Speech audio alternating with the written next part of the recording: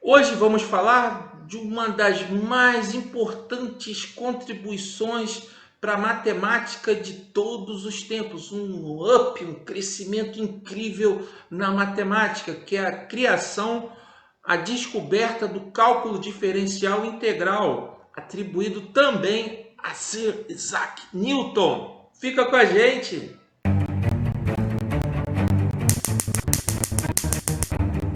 Olá, você está no canal Cientistas Legais. Eu sou o professor Anderson Lupo Nunes e seja muito bem-vindo, como sempre.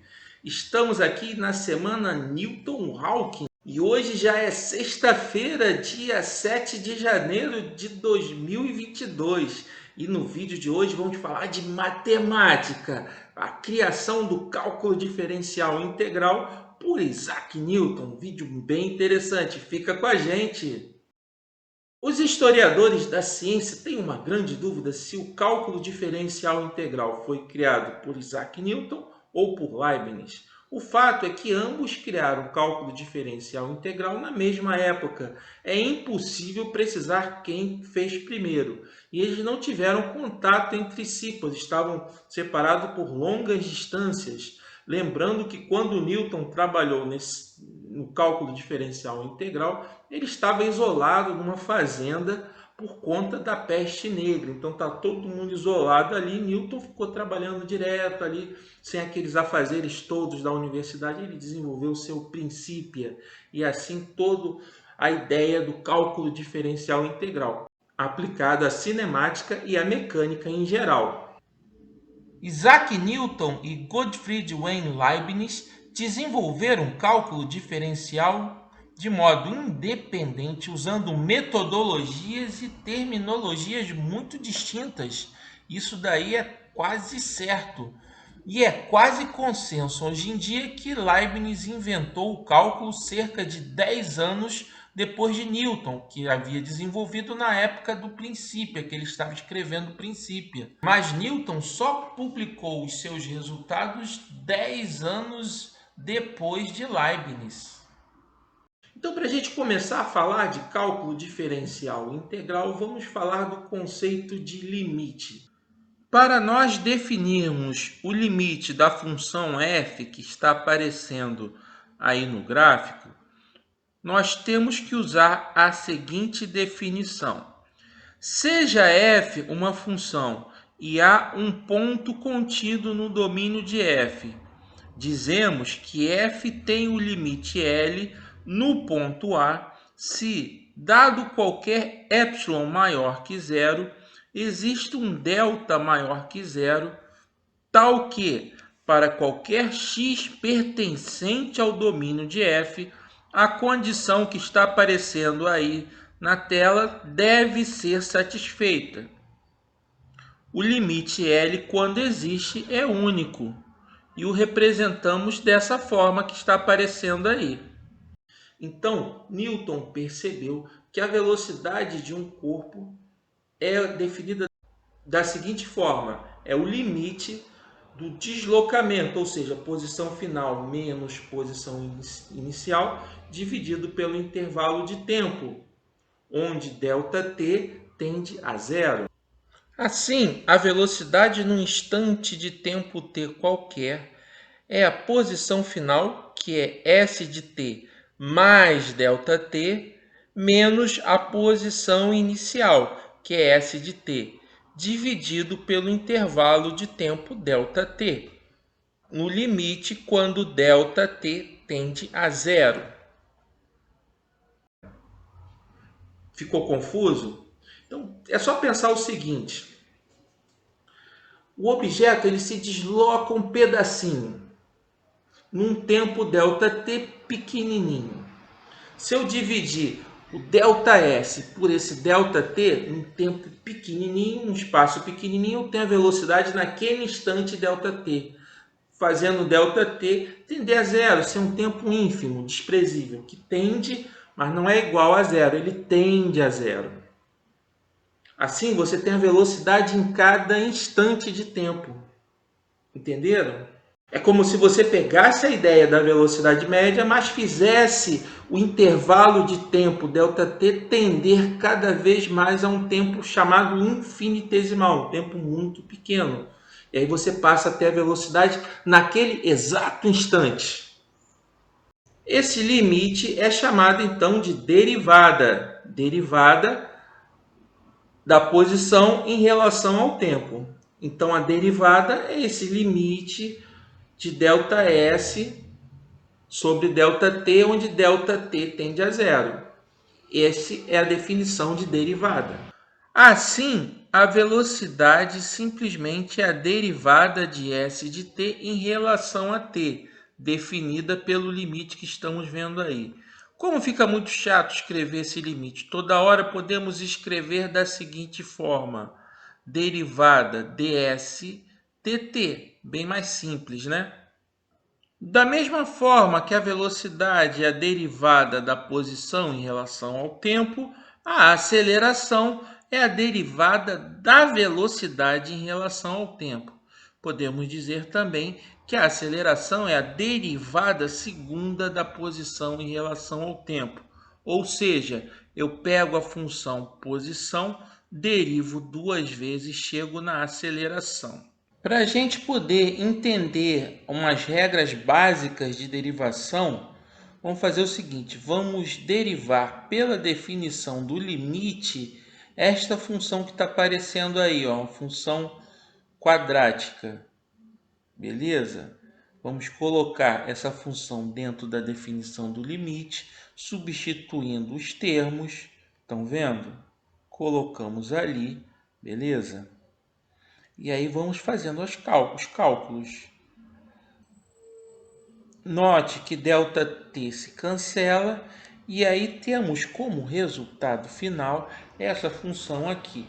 Isso implica, se você observar, nas seguintes regras práticas. A derivada de uma constante é igual a zero.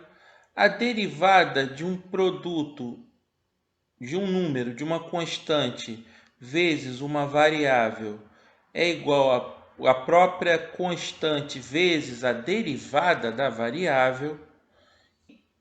A derivada de um polinômio do tipo t elevado a n é igual a n vezes t elevado a n menos 1. Por hora, essas regras bastam, tá bom? Agora, vamos pegar a definição da posição no movimento retilíneo uniformemente variado. Vamos derivar essa posição em relação ao tempo e assim obtemos a função velocidade, velocidade do movimento retilíneo uniformemente variado. E se derivarmos a função velocidade, achamos simplesmente essa constante, que é a aceleração. Geometricamente, podemos considerar a derivada como a reta tangente no ponto.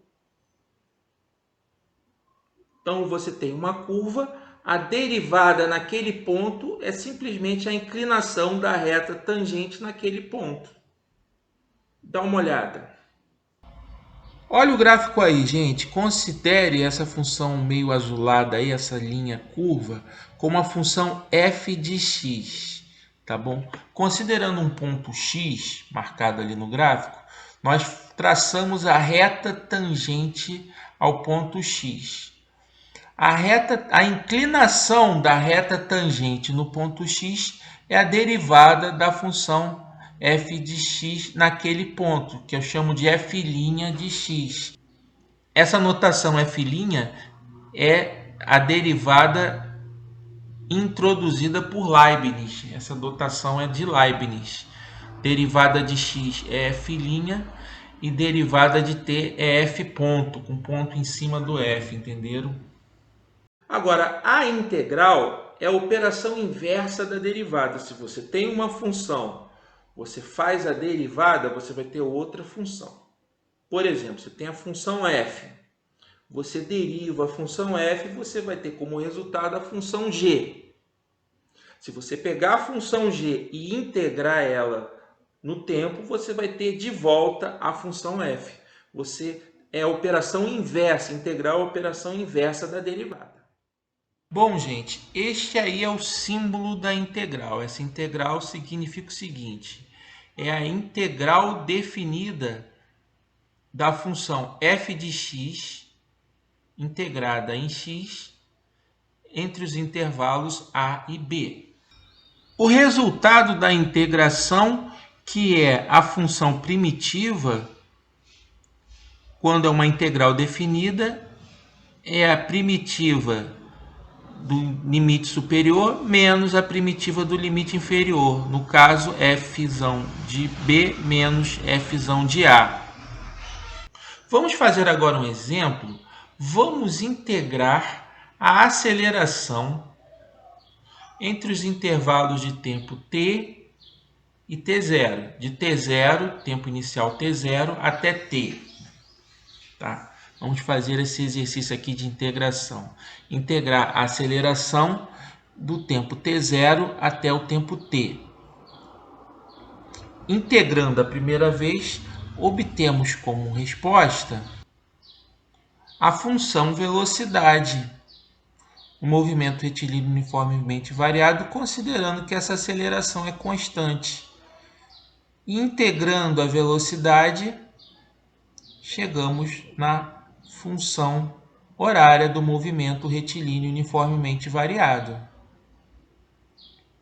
Foi dessa forma que Newton descobriu essas funções do movimento retilíneo uniformemente variado, usando operações de cálculo diferencial e integral.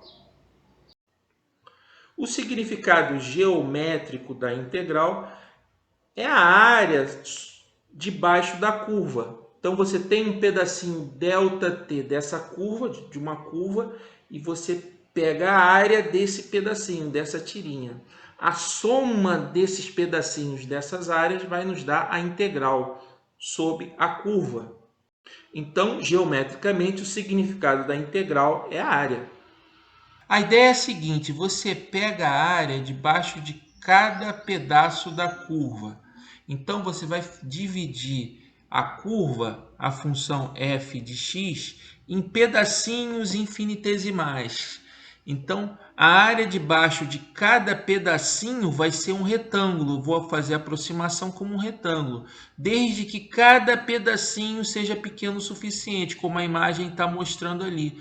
Você faz essa aproximação da curva, da área embaixo da curva, com uma área de muitos retângulos que você vai somando. A quantidade de retângulos tende a infinito, então esse limite, quando n, o número de retângulos, tende a infinito, do somatório da área de cada retângulozinho infinitesimal, é a definição formal de integral. Então a integral é a área embaixo de uma curva, de uma função. Gostaram dos exemplos ligados à cinemática? Então é isso aí, gente. É bem tranquilo. Newton ele precisou criar o cálculo diferencial e integral para poder desenvolver a sua mecânica. Uma coisa está interligada à outra e surge de forma natural. É bem interessante este trabalho de Isaac Newton dentro da área da matemática. Então é isso que tínhamos por hoje. Espero que tenham gostado desse vídeo. Deixa seu like, curta, compartilhe com seus amigos, assista os vídeos que estão aparecendo aqui. E tchau, até a próxima. Valeu!